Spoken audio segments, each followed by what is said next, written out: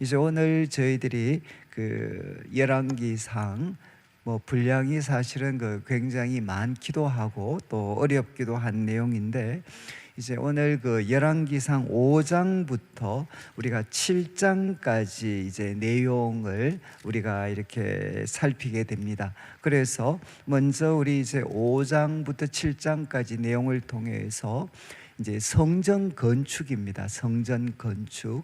이제 하나님께서 이 다윗을 통해서 솔로몬에게 참 맡긴 가장 큰 사역 중에 하나가 이제 이 성전 건축인데, 이제 5장에 있는 말씀은 준비입니다. 준비. 그래서 솔로몬이 어떻게 이제 성전 건축을 준비했는가. 먼저 우리 한번 오늘 보실 게 좀 많아가지고 먼저 이제 강의안을 한번 좀 보시면 좋겠습니다. 우리 강의안을 보시면 이제 솔로몬의 성전 건축이라고 해서 첫 번째 이제 성전 건축 준비가 나옵니다. 준비.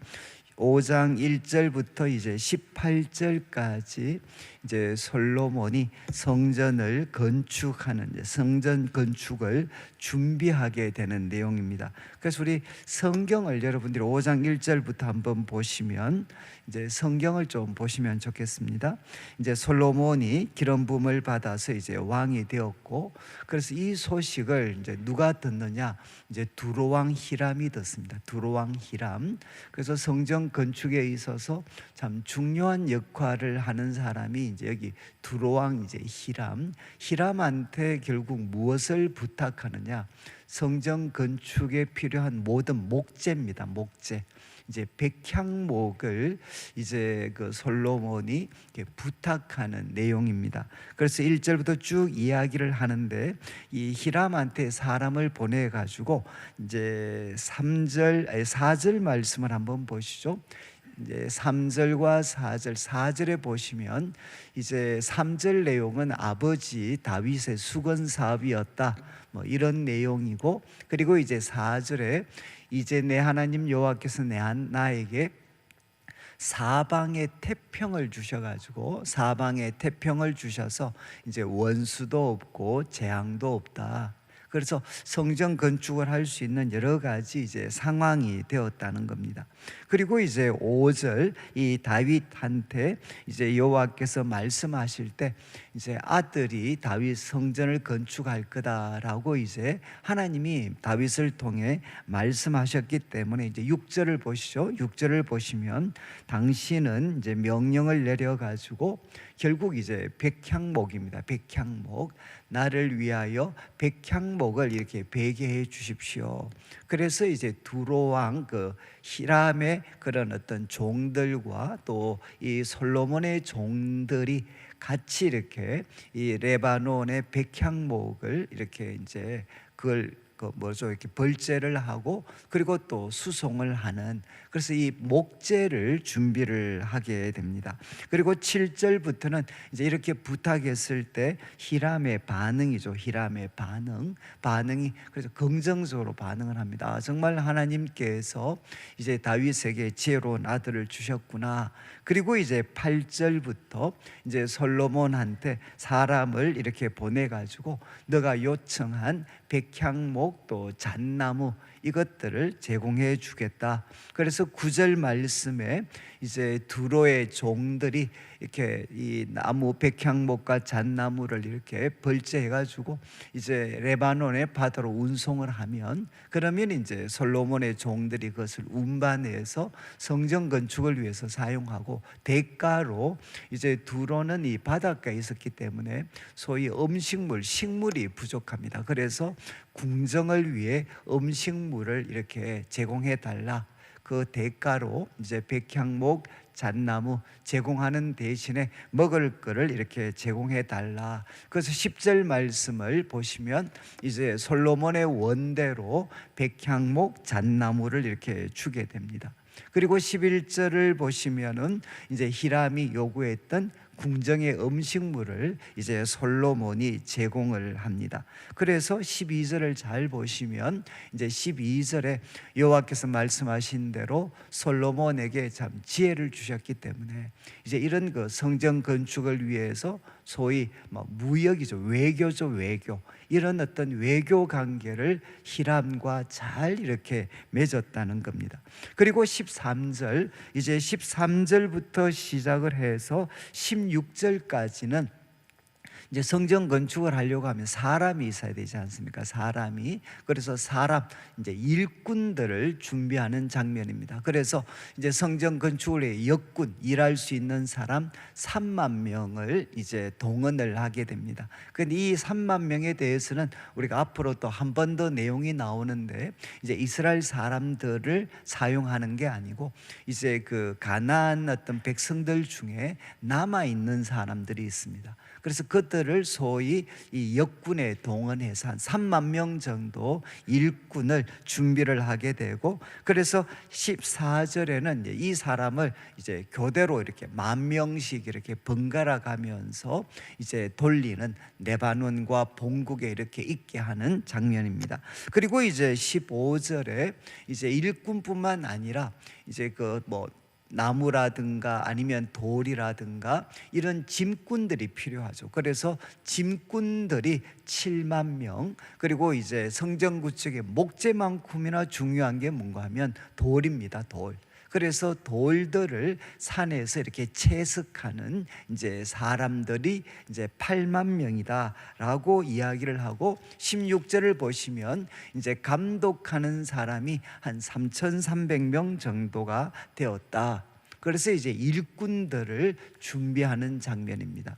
그리고 17절과 18절은 이제 이들을 통해서 성전 건축에 필요한 돌들을 이제 준비하는 거죠. 그래서 17절에 명령을 내려가지고 귀한 돌을 이렇게 채석하고 이렇게 다듬어서 성전의 기초석이라든가 이런 것으로 놓게 합니다. 그래서 18절에 일할 때도 이제 솔로몬의 건축자, 히람의 건축자, 또 그발 사람이 함께 이 일을 이렇게 하게 됩니다. 그래서 18절 마지막에 이런 표현이 있습니다.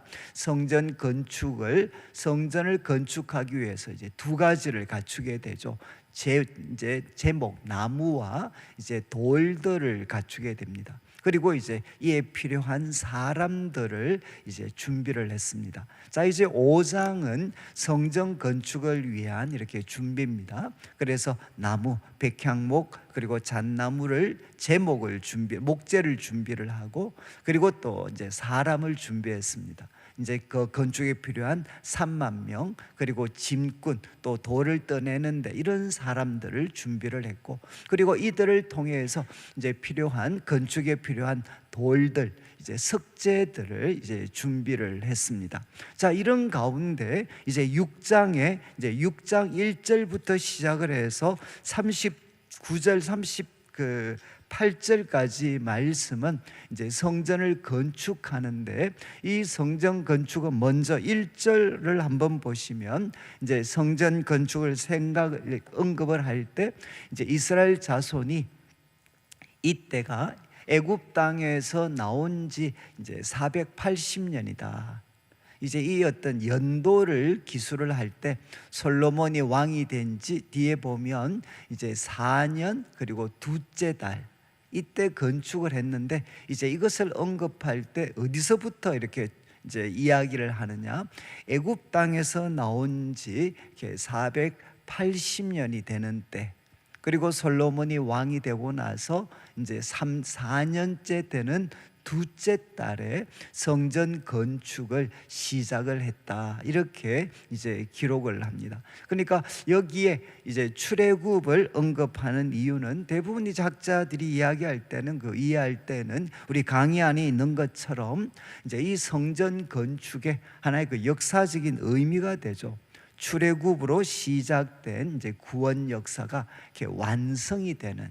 그러니까 여러분들이 출애굽을 했을 때 하나님께서 이스라엘 백성들에게 약속의 땅을 주시고, 그리고 그 약속의 땅에서 결국 성전을 통해서 하나님이 그들과 함께 하시는, 하나님이 함께 하시는, 그들과 함께 하시기 위해서 그들을 출애굽하고 광야에서 인도하고 가나안 땅을 허락하셨죠. 그래서 하나님이 그들과 함께 하신다는 것을 가장 명백하게 나타내는 것이 성전 건축입니다. 그래서 그런 관점에서 이제 출애굽 480년이다 이렇게 이제 언급을 했습니다. 그래서 1절에서 이제 이렇게 연도를 기술한 다음에 37절 8절 우리 자막을 한번 보시면 이제 마무리를 할 때 37절과 38절 그냥 성경을 30절 한번 보시죠. 이제 넷째 해에 성전 기초를 쌓았는데 38절을 보시면 이제 11째 해, 그러니까 4년 이제 그 4년 이제 2월에 둘째 달에 시작을 해서 언제 마칩니까? 11째 해 8째 달, 그러니까 11째 이렇게 8월 달에 이제 성전 건축이 마치게 됩니다. 그러니까 7년이라고 했지만 정확하게 표현을 하면 한 7년 6개월 정도 걸렸죠. 7년 6개월 동안 이제 해서 성전을 이렇게 건축을 했습니다. 그런데 이렇게 1절부터 시작을 결국 이 6장 말씀은 이제 성전 건축이 한 7년 반 정도가 이제 걸렸다. 그리고 이 성전 건축을 통해서 이제 강해안을 한번 보십시오. 이제 강해안을 보시면 2절부터 시작을 해서 10절까지, 이제 6장의 2절부터 10절까지는 무엇이 언급이 되느냐? 성전의 규모입니다. 규모. 성전의 크기가 어느 정도 되나?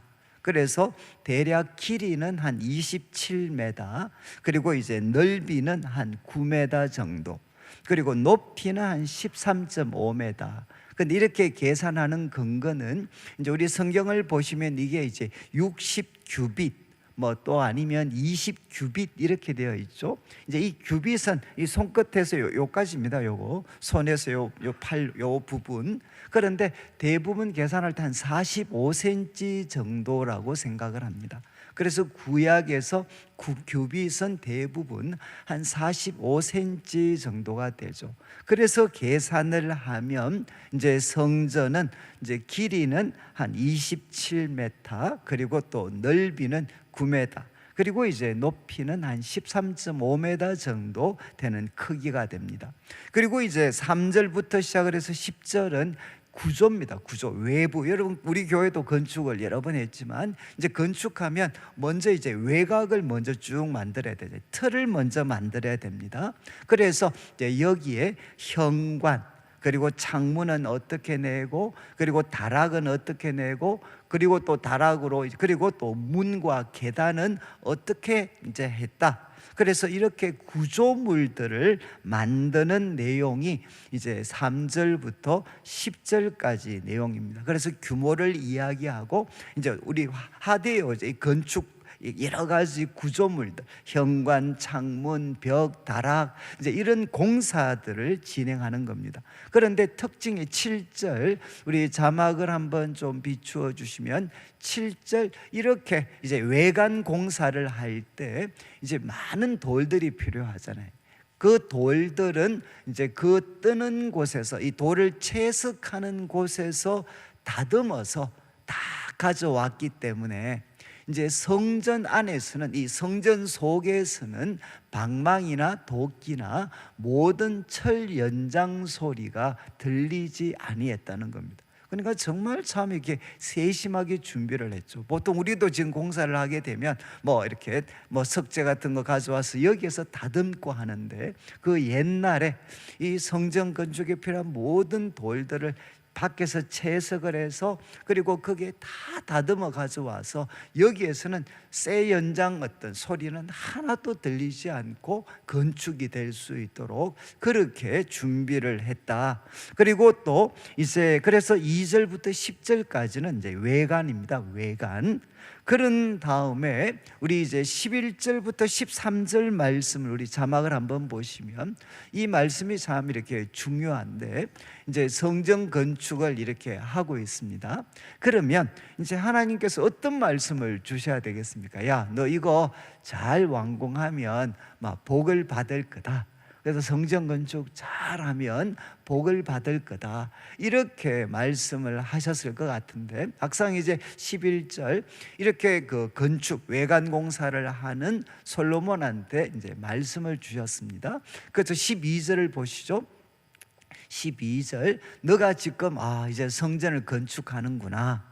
너 참 성전을 건축하는구나. 너가 만일 내 법도를 따르고 내 율례를 행하고 내 모든 명령을 지켜 행하면 바로 아버지 다윗에게 한 말을 확실하게 이룰 것이다. 이게 이제 다윗에게 주신 언약은 뭔가 하면 바로 그 너의 왕이, 그리고 또 왕이 될 후손들이 끊어지지 아니할 거다.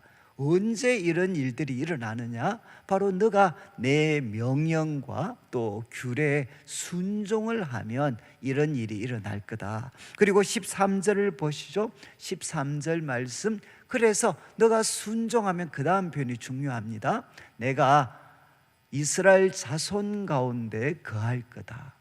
그리고 내 백성 이스라엘을 버리지 아니할 거다. 여러분, 지금 성전 건축을 할 때 이 성전 건축은 하나님이 그들과 함께 하시는 것을 나타내는 거고, 그리고 거기에 그 하나님께 예배 드리기 위해서 성전을 건축하는데, 하나님께서 이스라엘 백성들 자손들 가운데 계속해서 거하실 거고, 그리고 그들을 버리지 않고 복을 주시는, 이것은 무엇에 달려 있다는 겁니까?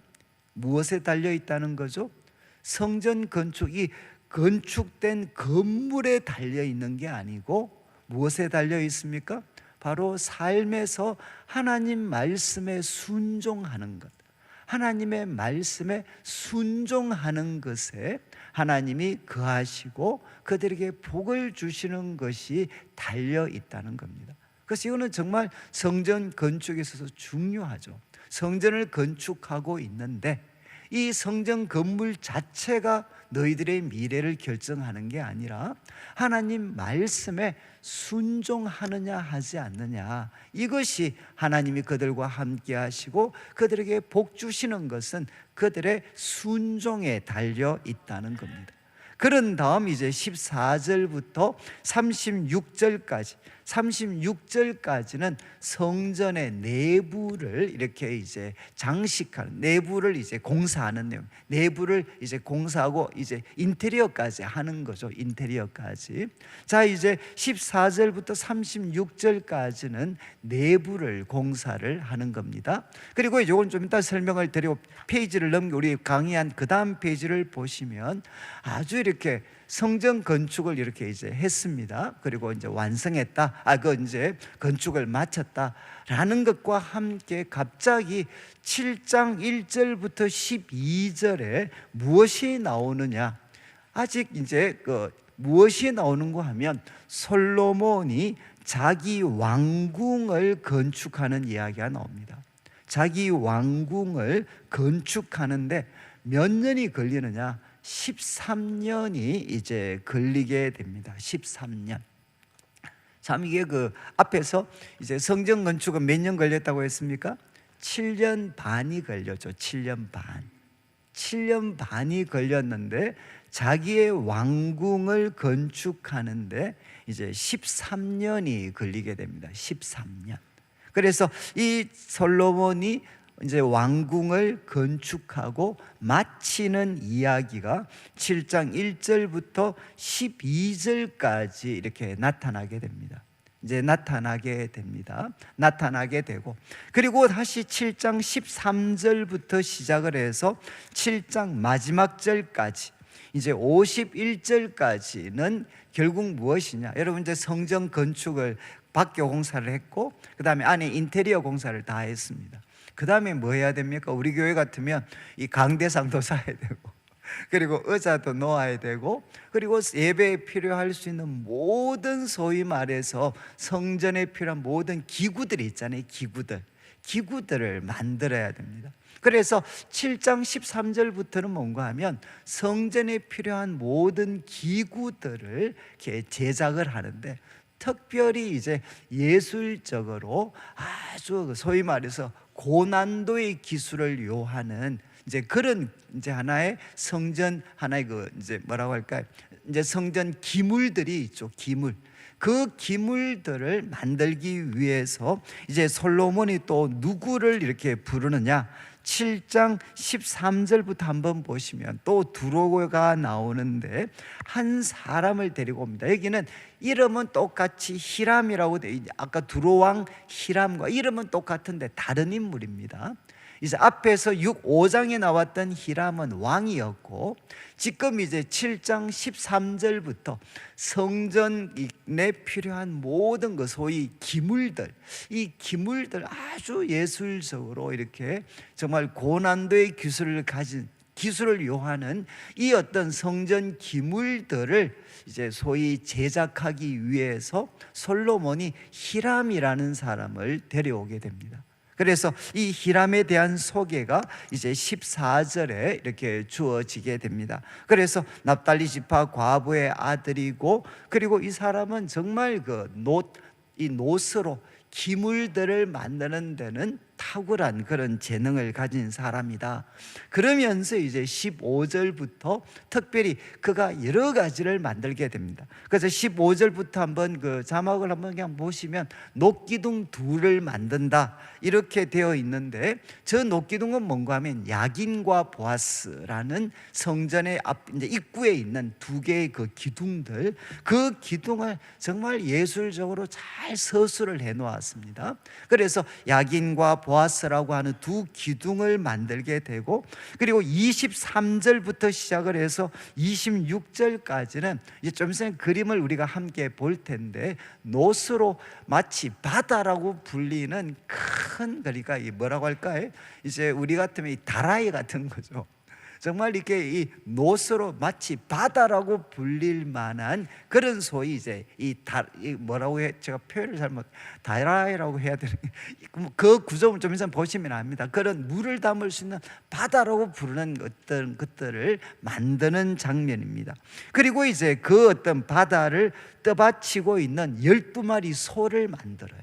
또 그 바다를 떠받치고 있는 12마리의 소들, 그 다음에 이제 27절부터 시작을 해서 또 이제 39절까지는 뭔가 하면 이제 이거는 바다라는 물이 있으면 여기 있는 물을 이렇게 이제 소위 우리 물두멍이라고 하면 작은 어떤 물에 마치 대야 같은 거죠. 대야 같은 거.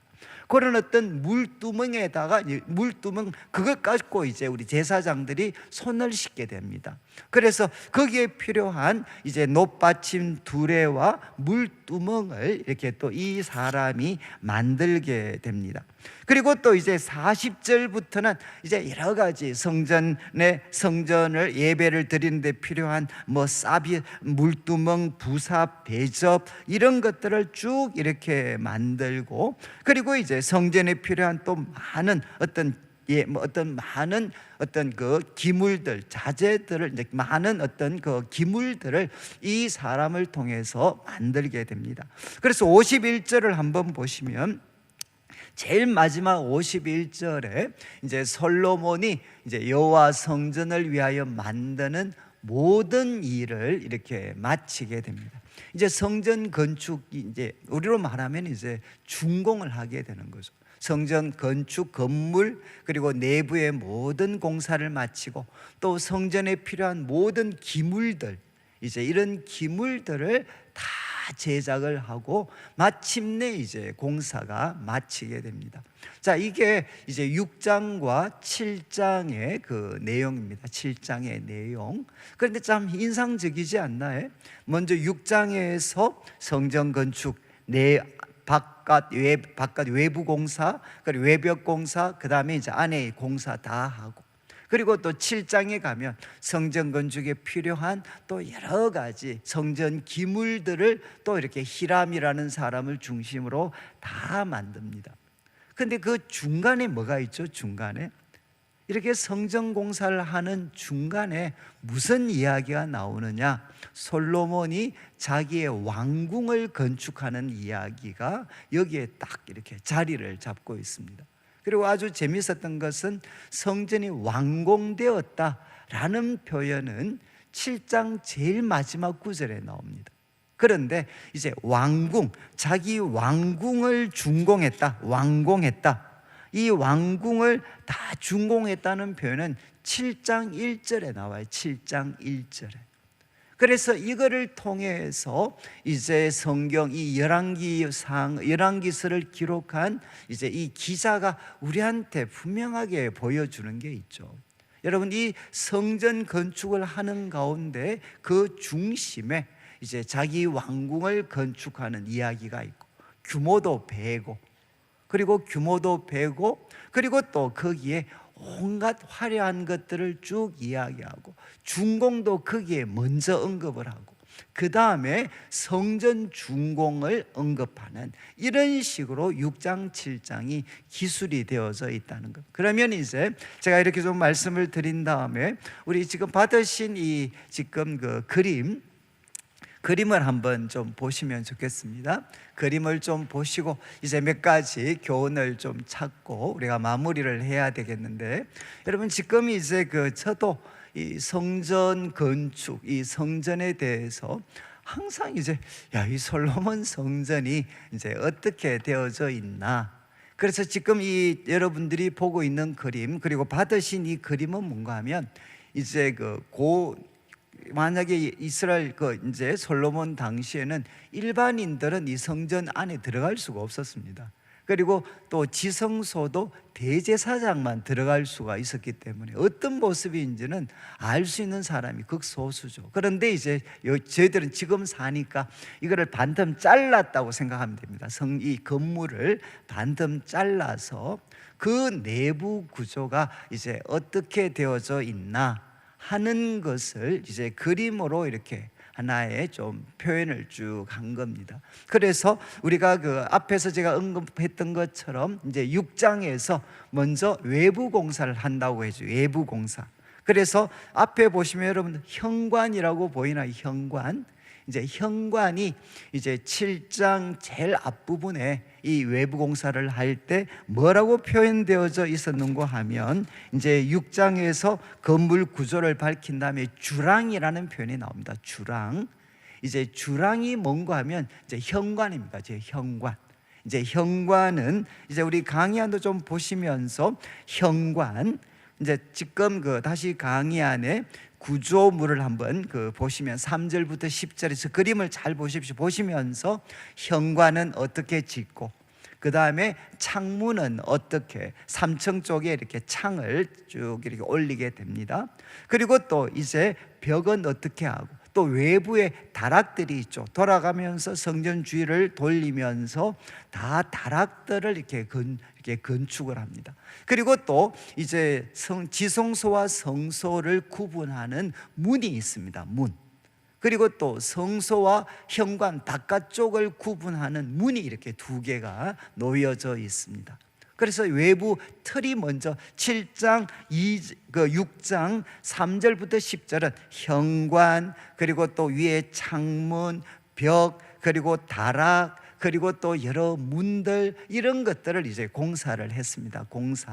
공사를 한 다음에 이제 14절부터 36절까지는 이제 어떻게 하느냐? 14절부터 18절까지는 이제 이 이야기는 뭔가 하면 내부 있죠. 성전 내부 인테리어로 들어옵니다. 내부의 내부의 벽들은 먼저는 돌로 이렇게 만들었는데 그 내부 벽들을 백향목으로 다 붙이는 겁니다. 백향목으로 다 붙였다. 그래서 돌이 하나도 보이지 않도록. 그래서 이제 성전의 내부 지성소, 성소를 이루고 있는 저 벽들을 다 이렇게 백향목으로 입히게 됩니다. 그 다음에 또 이제 나아가서 마루가 있죠. 마루는 잣나무로 다 덮게 됩니다. 이 바닥을 잣나무로 다 덮게 됩니다.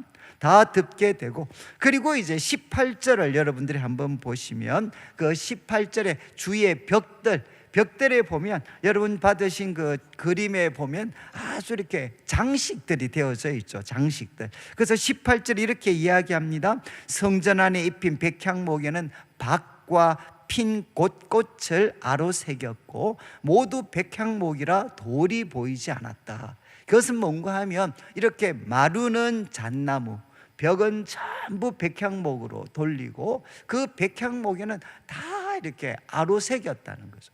그래서 거기에는 꽃과 그리고 또 뭐 꽃과 그 어떤 18절에 나오는 것처럼 꽃 이제 박과 핀 꽃들을 거기에 다 아로새겼다는 겁니다. 자, 그래서 여러분 강의 안을 한번 보십시오. 14절부터 18절은 이제 안으로 눈을 돌려가지고 이제 바닥, 이 벽은 전부 다 백향목, 바닥은 전부 다 마루, 그리고 거기에 다 꽃과 박들을 다 아름답게 아로새겼습니다.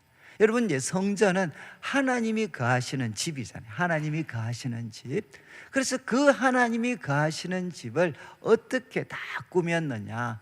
이제 백향목, 그리고 마루는 잣나무, 그게 아름다운 꽃과 무늬들을 아로새겨서 한마디로 이제 그 내부는 하나님의 아름다우심을 반영하도록 그렇게 내부를 이제 다 이렇게 이제 제작을 했다는 겁니다.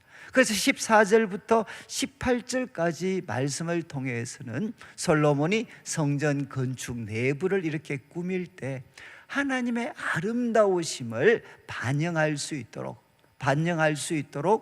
마루와 벽들을 아름다운 목재로, 그리고 또 아름다운 꽃과 이런 무늬들로 다 아로새겼던 내용들이 나옵니다. 자, 이제 19절부터 시작을 해서 22절까지는 여러분 저기에 성소 지성소라고 된 색깔이 다 뭡니까? 백향목 위에다 또 무엇을 입혔죠? 전부 다 금을 다 입혔습니다.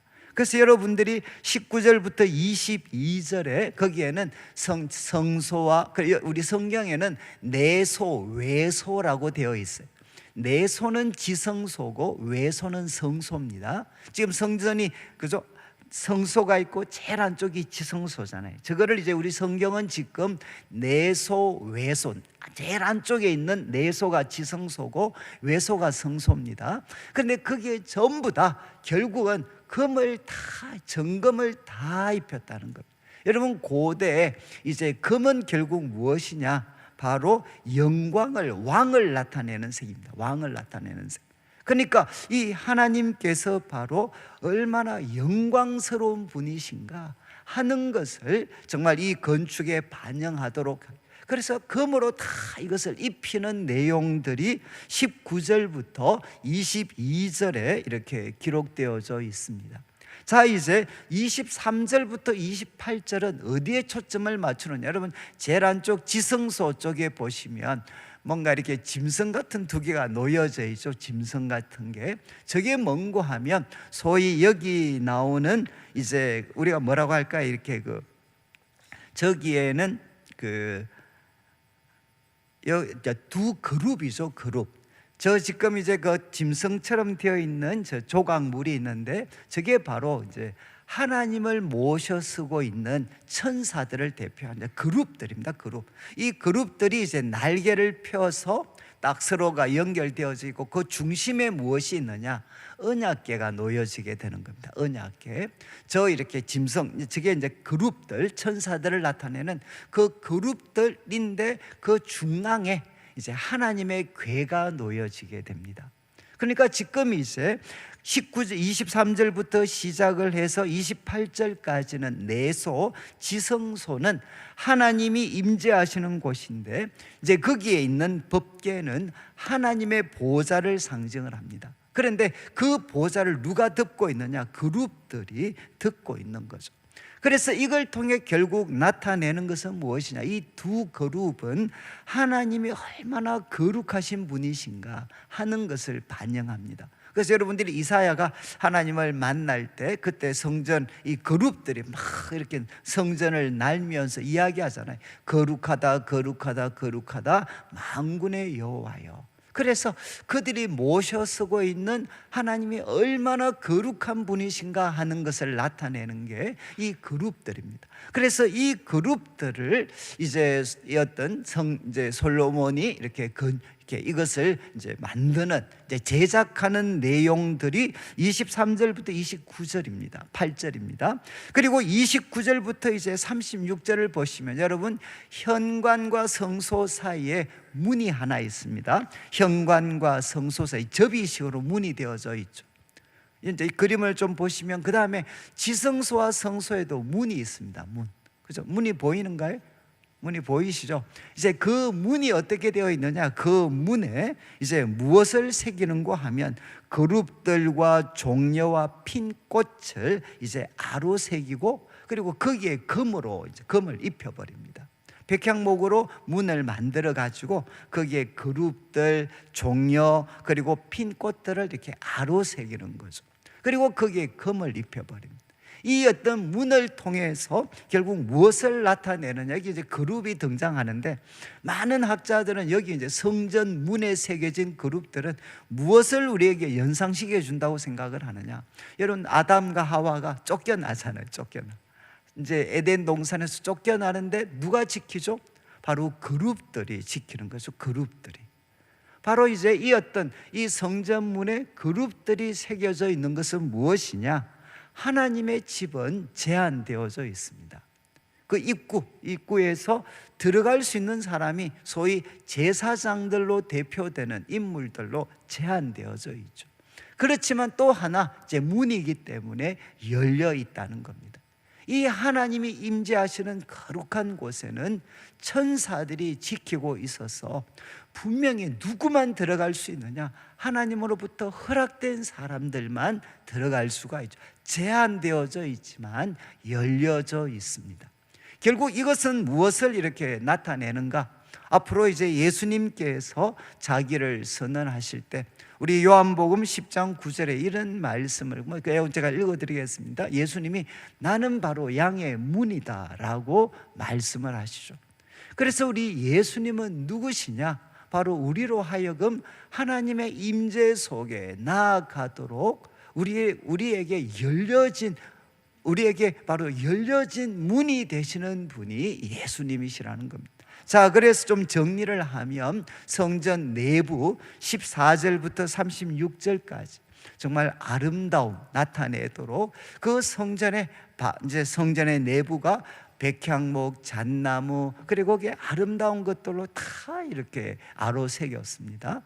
그래서 아름다움, 그 다음에 거기에 금으로 다 입히는 장면, 하나님의 그 영광을 드러내고, 그리고 이제 저기에 그룹들을 또 이렇게 그룹들이 하나님의 보좌를 이렇게 덮게 해서 바로 하나님이 얼마나 거룩한 분이신가 하는 것을 나타내고, 그리고 이 문들을 통해서 바로 거기에는 그룹들로 대표되는 거룩한 자들만 들어갈 수 있는 제한되어져 있지만 열려진 문이다 라는 것을 이 건축을 통해서 이제 표현을 했다는 겁니다.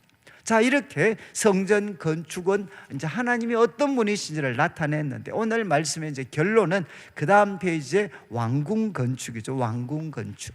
그래서 우리 강의안을 한번 보십시오. 이제 강의안에 보시면 참 이 그 솔로몬의 왕궁 건축, 이 크기가 거의 그 성전의 한 배 정도가 됩니다. 조금 더 한 배 정도 크기로, 이제 크기도 그렇고 시간도 그렇고, 이제 시간도 13년이 이렇게 걸리게 되는 거죠. 그래서 이제 그 강의안의 1절, 이 성전 건축 속에 이제 나타난 소위 위험성, 정말 이게 지금 빨간불이 하나 이제 켜지는 거죠. 빨간불이 켜지는데, 이제 첫 번째는 이 마음을 빼앗기는 위험입니다. 위험. 그래서 우리 7장 1절과 6장 마지막 절과 7장 1절을 문자 그대로 이렇게 번역을 하면 6장 38절 마지막, 이제 솔로몬이 7년 동안 성전을 건축하였다 이렇게 끝나죠. 그런데 7장 1절에 우리 말에는 표현이 되어져 있지 않는데 문자적으로 번역을 하면, 그러나 7년 동안 성전을 건축하였다. 그러나 자기의 왕궁을 짓는 데는 13년이 걸렸다. 이게 이제 문자적인 번역입니다. 그러니까 솔로몬이 정말 7년 동안 성전을 건축했다. 그러나 자기의 왕궁을 짓는 데는 13년이 걸렸다는 겁니다. 그러니까 이제 학자들이 이것을 중앙에 묘사한 걸로 봐서는 이제 성전 건축을 이렇게 하는 과정에서 어느 순간 솔로몬의 관심이 이제 성전 건축에서 자기 왕궁으로 건축해 가는 그쪽으로 이 마음의 어떤 소위 관심이 이동했다라는 것을 이 기술을 통해 표현을 하고 있다는 겁니다. 그래서 아까 말씀드렸죠. 정말 먼저 시작했던 성전 건축에 대한 완성이 7장 마지막에 언급이 되고, 그리고 또 자기 왕궁은 1절에서 이렇게 언급이 되는 거죠. 그래서 이 어떤 이 솔로몬의 이 왕궁, 더 나은 이 왕궁 건축은 결국 이제 솔로몬의 그 마음을 빼앗기게 되는, 마음을 빼앗는 그런 위험성들을 나타냅니다. 그리고 2절부터 10절까지 여기 보시면 레바논 나무궁, 그리고 주랑, 보좌의 주랑 이런 것들을 만드는, 그리고 자기와 바로의 딸을 위해 두 왕궁을 짓는 이야기들이 2절부터 이제 8절까지 언급이 되고, 그리고 9절부터 시작을 해서 12절까지는 특별히 특징적인 재료, 계속 반복되는 표현이 무엇이냐? 백향목입니다. 백향목. 그래서 어떤 분들은 하나님의 집을 흉내냈다라고 이야기하죠. 자기 집도 하나님의 집처럼 지으려고 했다. 그래서 거기에 수많은 백향목들이 동원이 되고, 그리고 9절부터 12절에는 귀하고 다듬은 돌들, 그 귀하고 다듬은 돌들로 자기의 왕궁을 건축하는 이야기들이 이제 거기에 기록이 되어져 있습니다. 그래서 결국 이 두 개 건축, 이 두 개 건축을 솔로몬이 하는데, 정말 이제 모든 부분은 성전에 할애가 되어 있지만, 그러나 중앙에 왕궁 건축을 통해서 솔로몬은 성전도 건축했지만 더 나은 자기의 왕궁을 건축했다는 겁니다. 여기에서 이제 그의 관심과 마음이 이제 조금씩 이동해져 가는 것들을 우리가 볼 수 있다는 거죠. 오늘 말씀이 정말 방대한 내용을 다루었는데 이제 좀 정리를 하겠습니다. 좀 정리를 하면, 먼저는 이제 이 성전 건축을 통해서 정말 이제 하나님께서 이 어떤 솔로몬이 표현하려고 했던, 그래서 이 성전 건축은 하나님이 거하시는 곳인데, 그런데 이 하나님이 얼마나 아름다운 분이시고, 그리고 영광스러운 분이시고, 그리고 그분이 얼마나 거룩한 분이신가, 바로 이것을 나타내고, 그리고 이 하나님 앞에는 누가 나아갈 수 있느냐? 아무나 나아갈 수 있는 게 아닙니다.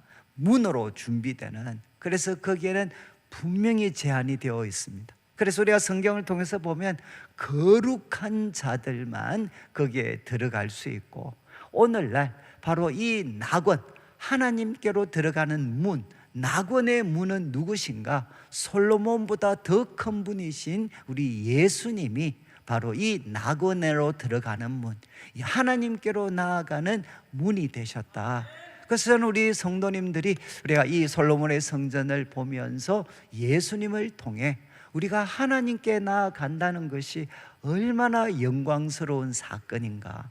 그래서 낙원의 문인 바로 예수님을 통해서 거룩하고 영광스럽고 아름다우신 하나님, 그 하나님과 여러분들이 만나서 정말 이렇게 깊은 사귐을 나눌 수 있는 그런 은혜가 우리 성도들에게 있기를 원합니다. 그리고 두 번째는 여러분, 하나님께서 이제 분명히 말씀하셨죠.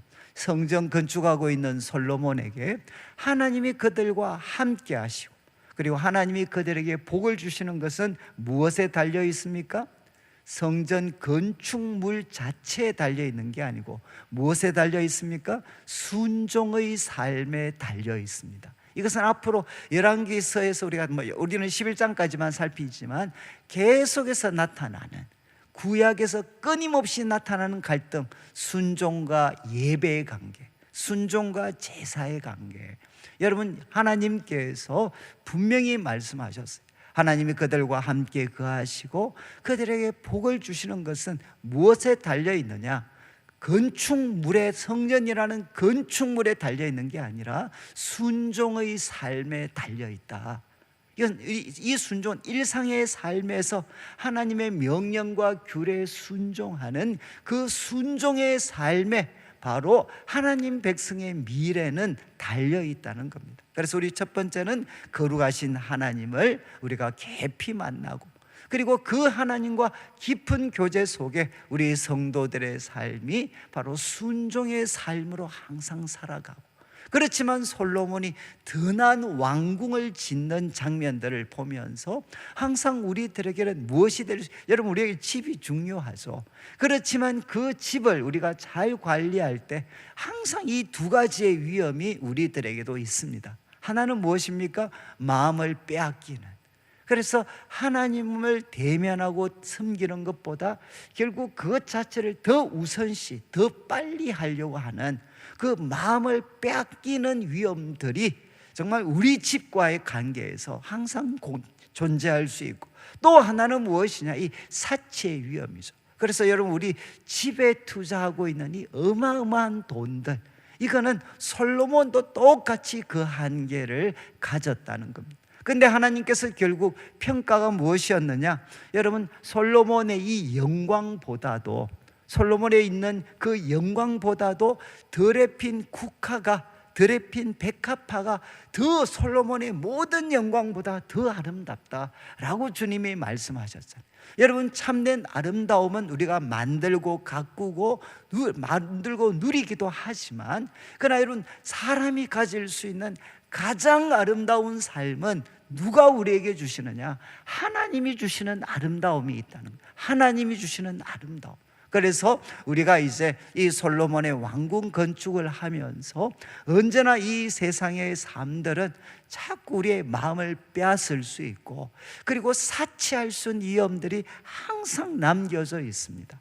저는 우리 성도, 하나님께서 우리에게 주신 시간과 재능과 물질들이 여러분 이제 정말 이 마음을 빼앗고 사치할 수 있는 이런 위험을 우리가 항상 긴장하면서 우리에게 주신 것들을 하나님 나라와 의를 위하여 아름답게, 하나님 나라와 의를 위하여 사용하여서, 저는 이제 소망이 우리 성도님들이 더럽힌 백합화처럼 하나님이 주신 아름다움을 소유한 사람. 여러분, 참 이거는 뭐 내용을 표현할 수가 없습니다. 하나님이 주신 아름다움을 우리 소유한 성도들의 삶이 되시기를 주님의 이름으로 축원합니다.